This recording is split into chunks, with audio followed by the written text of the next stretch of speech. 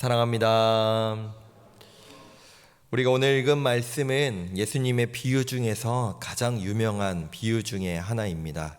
그렇게 우리 성도님들께서도 이미 이 내용을 너무 잘 알고 계시고, 그리고 우리는 이미 어제 이 본문의 앞부분의 말씀을 통해 이 내용을 함께 나눴습니다. 보통 탕자라고 불리는 이 둘째 아들이 아버지의 유산을 먼저 달라고 요청하여 자신은 외국으로 나가 허랑방탕하여 그 모든 것을 탕진하고 지금 돌아왔을 때, 지금 그 이후의 이야기를 오늘 본문은 이야기하고 있습니다. 아버지는 죽어 마땅한, 돌에 맞아 죽어야 마땅한 그 아들을 안고 그에게 옷을 입히고 금가락지를 끼우고 소를 잡아 잔치를 벌이는 장면이 바로 앞부분의 내용이죠. 그래서 보통 이 비유는 탕자의 비유다라고 보통 얘기하며 이 둘째 아들에게 포커스가 대부분 맞춰져 있습니다. 오늘은 우리가 이 본문을 통하여 아버지의 곁에 있었던 장남을 함께 살펴보고자 합니다. 자신의 동생을 정말로 이처럼 환영하고 맞이하는 아버지를 보고 이 마지는 분노합니다. 그래서 28절을 보시면 그가 노하여 이 잔치에 참여하지 않고 들어가 버렸다라고 표현하고 있습니다. 사실 이 첫째 장남의 반응은 우리도 충분히 이해할 수 있는 반응이라고 생각을 합니다. 자신은 아버지의 곁을 계속해서 지키고 있었지만 그 동생은 사실 당시 유대 그 율법에 따르면 조금 전에 말씀드렸던 것과 같이 자신의 가문의 명예를 실추시켰기 때문에 그 친척들에게, 그 이웃들에게 돌에 맞아 죽어 마땅한 일을 행한 것이 지금 이 둘째 동생의 행동이었습니다. 아마 이 첫째도 자신의 동생을 정말로 괘씸히 여기고 있었을 것입니다.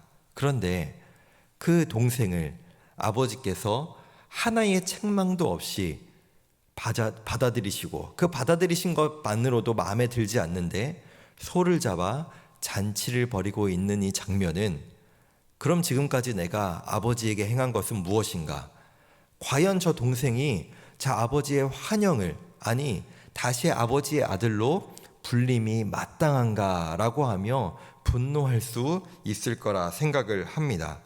그러면 자기 자신을 자꾸만 생각하게 되는 거죠. 그럼 나는, 아버지의 곁에 남아있었던 나는 대체 무엇인가?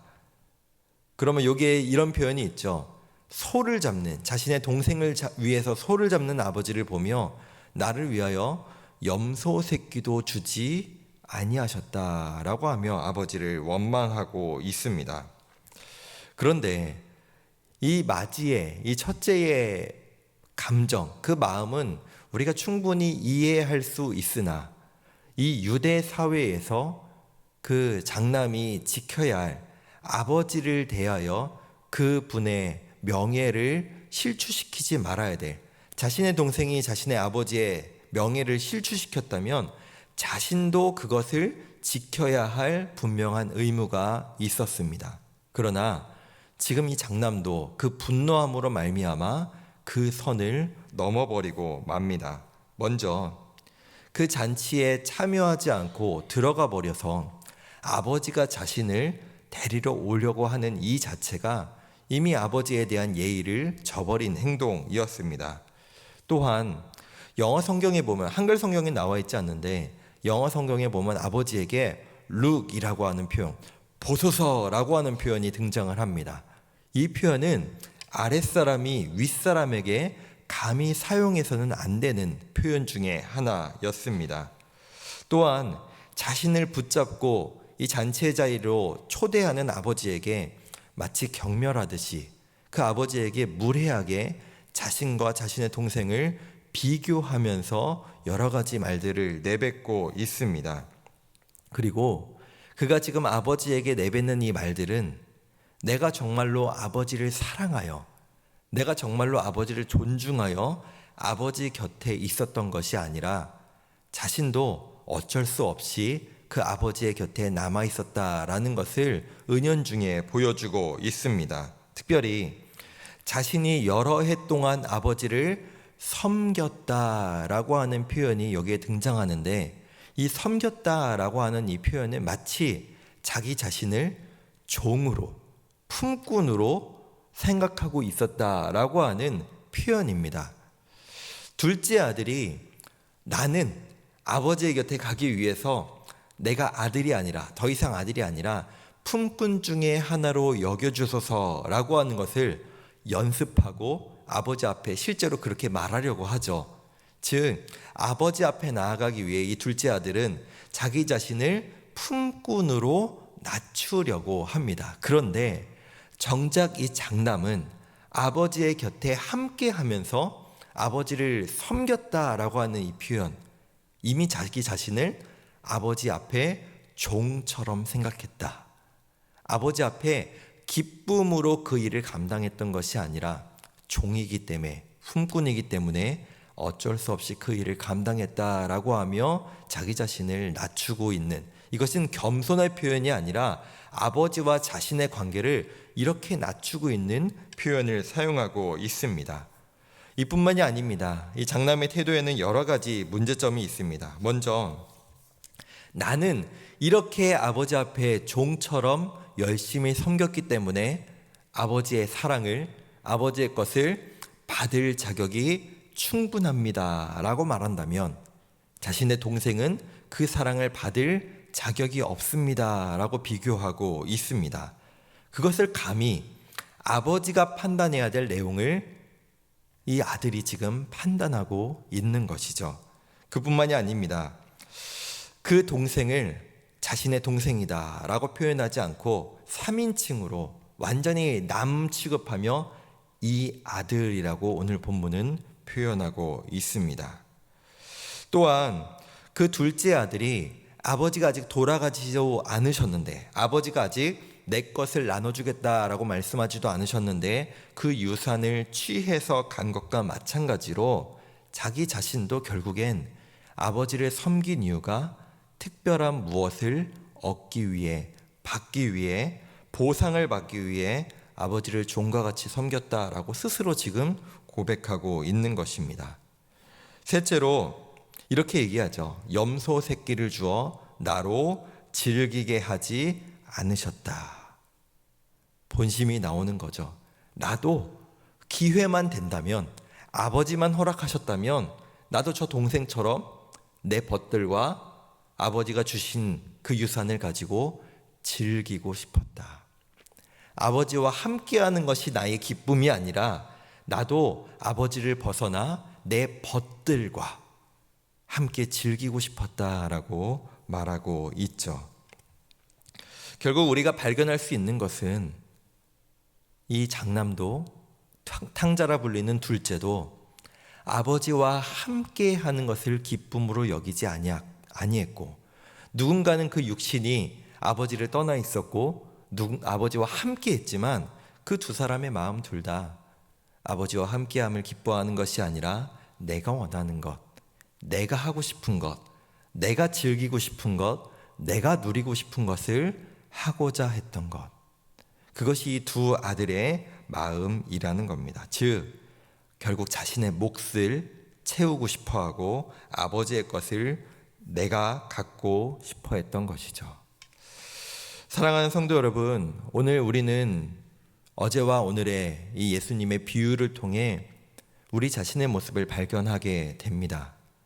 아버지 곁에 있던, 아버지 곁을 떠났던 결국 우리의 죄된 본성, 아버지와 함께하는 것을 기뻐하지 아니하고 내가 원하는 것을 누리고 싶어하며 내가 소유하고 싶은 것을 갖고 싶어하는 그런 우리의 죄된 본성을 우리는 이 본문을 통해 발견하고 있습니다. 결국 이 비유를 통해 우리가 발견할 수 있는 것, 우리가 하나님과 함께 있든 우리가 하나님을 벗어나 있든 하나님과 함께 있는 것을 기뻐하지 않는다면 그 마음은 결국 하나님을 떠나 있는 것이다 라는 것이죠. 그러나 여기에서 이 비유는 끝나지 않습니다. 먼저 이 둘째 아들에게서 카메라 포커스가 거기에 집중되어 있었다면 중간에 한번 아버지에게로 포커스를 옮겨오죠. 그랬다가 오늘 본문에서 이 장남에게로 포커스를 한 번 더 옮겨옵니다. 마지막으로 이 아버지에게 포커스를 다시 한번 옮겨오는데, 그 분노 가득한 장남을 대하는 아버지를 지금 주목하고 있습니다.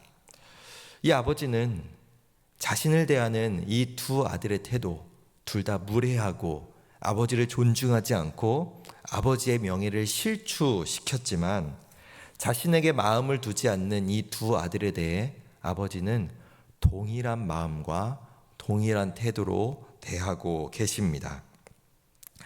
마치 둘째 아들이 허랑방탕하여 자신의 재물을 모두 낭비하고 그것이 귀한 줄 모르고 그것을 모두 쏟아 버린 것과 같이 이 아버지는 자신의 아들들에 대해 자신의 재산을 허랑방탕하여 낭비했던 이 두 아들같이 아버지는 자신의 사랑을 계산하지 아니하시고 이것을 누군가에게는 얼마를 주고 누군가에게는 얼마를 주고 이렇게 판단하지 않으시고 자신의 사랑을 이 장남과 둘째에게 모두 쏟아 부으십니다. 그래서 팀 켈러라고 하는 목사님이 이런 책을 쓰셨죠. 탕자가 아니라 정말로 여기에서 집중해야 될 것은 탕부 하나님이다. 우리를 향하여 그 사랑을 낭비하시는 하나님, 우리를 향하여 그 사랑을 계산하지 않는 하나님, 그 하나님께 우리는 집중해야 한다는 것이죠. 아마 이 두 아들은 아버지께 그 사랑을 받기 위해, 아니 아버지께 있는 그 무언가를 얻기 위해 끊임없이 계산하고 나는 얼마를 받아야 하고 나는 얼마를 받아야 하고 라고 계산했을 것입니다. 그러나 우리 아버지는 우리를 향하여 그 사랑을 계산하지 않으시고 그 사랑을 쏟아 부으시죠. 또한 여기서 우리가 한 가지 더 발견할 수 있는 것이 있습니다. 하나님께서는 우리의 사랑을, 우리에게 그 사랑을 부어주실 때 우리 또한 그 이웃에게 하나님 아버지의 사랑을 부어주기를 원하십니다. 그래서 마지막에 이 장남을 통해 이렇게 얘기하시죠. 내 것이 다 네 것이기 때문에, 내 것이 다 내 것이기 때문에 너 또한 이 사랑을 내 동생에게, 내 이웃에게 판단하지 않고 잣대를 들이밀지 않고 너도 사랑해야 되지 않겠느냐라고 우리에게 말씀하십니다. 사랑하는 성도 여러분, 우리는 감히 하나님 앞에 나는 이만한 사랑을 받을 자입니다. 그리고 저 사람은 하나님의 사랑을 받을 자격이 없습니다. 아니 이만큼만 받아야 합니다 라고 하는 그런 무례한, 그런 감히 하나님 앞에 해야 되지 않을 그 모습을 보이지 않기를 원합니다. 우리는 그 누구도 하나님 앞에 그 하나님의 사랑을 받을 자격이 있다고 주장할 수 있는 사람이 없는 줄 믿습니다. 그러나 그 하나님은 자격 없는 우리에게 이 사랑을 넘치게 부어주시고 아낌없이 부어주시고 계산 없이 부어주신 분, 우리는 그 하나님 앞에만 집중할, 그 하나님만 바라보아야 할 자들인 줄 믿습니다. 말씀을 맺겠습니다. 우리 향한 사랑을 계산하지 않으시고 정해놓지 않으시고 판단하지 않으시고 그 죄된 우리를 받아주시고 안아주시고 품어주시는 그 하나님, 그 하나님의 사랑을 우리가 오늘 다시 한번 묵상하며 기억하는 하루 되었으면 좋겠습니다. 더불어 그 빚진 자의 마음으로, 그 사랑을 먼저 받은 자의 마음으로 그 사랑을 내가 사랑할 수 없는 자에게도, 나의 원수 같은 자에게도, 우리 가족들, 우리 이웃들에게 그 사랑을 조금이나마, 하나님의 사랑만큼 우리가 전할 수 없겠지만 그 사랑을 흘려보낼 수 있는 그런 우리의 모습, 성도의 모습 될 수 있기를 간절히 소망하고 축복합니다.